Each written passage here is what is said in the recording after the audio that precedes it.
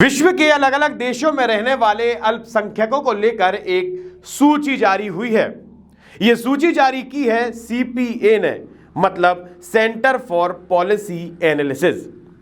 CPA एक research संस्थान है। इस रिपोर्ट में कहा गया है कि दुनिया भर के 110 देशों में से भारत अल्पसंख्यकों के लिए सबसे बेहतर देश है। इस रिसर्च में अमेरिका, ब्रिटेन जैसे कई सारे देश शामिल हैं। जैसे ही ये रिपोर्ट पब्लिश हुई, वैसे ही देश में रहने वाले कुछ लोगों के पेट में दर्द उमड़ने लगा है। असल में सीपीए की रिपोर्ट के अनुसार धार्मिक अल्पसंख्यकों के प्रति समावेशी उपायों के लिए भारत को 110 देशों में से नंबर 1 के रूप में स्थान दिया गया है। कुल मिलाकर यह स्पष्ट करता है कि भारत में धार्मिक अल्पसंख्यकों की सबसे अच्छी स्थिति है।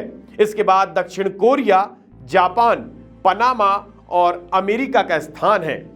साथ ही रिपोर्ट में यह कहा गया है कि मालदीव, अफगानिस्तान और सोमालिया सूची में सबसे निचले पायदान पर हैं। साथ ही यूके और यूएई 54वें और 61वें स्थान पर हैं। साथ ही इस रिपोर्ट में यह स्पष्ट बताया गया है कि भारत की अल्पसंख्यक नीति विविधता बढ़ाने पर जोर देती है।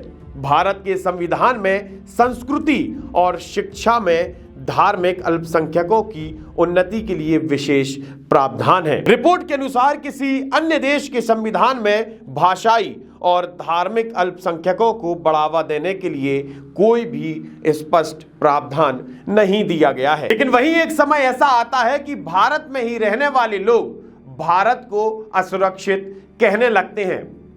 भारत की बॉलीवुड इंडस्ट्री में कुछ ऐसे अभिनेता हैं जिन्हें इस देश में रहने से डर लगता है या फिर इस देश के दिए गए अवार्ड वापस करने की बात करते हैं। साथ ही बॉलीवुड के बड़े अभिनेता शाहरुख खान ने एक निजी न्यूज चैनल पर इंटरव्यू देते समय यह कहा था कि देश का माहौल खराब हो चुका है, अब देश में शांति का माहौल नहीं है। जिसके तुरंत बाद आमिर खान ने भी एक निजी न्यूज चैनल पर इंटरव्यू देते समय यह कहा था कि मेरी पत्नी को भारत में डर लगने लगा है, भारत में रहने का माहौल नहीं है। जिसके कुछ दिन बाद आमिर खान तुर्की में पार्टी मनाते नजर आए थे।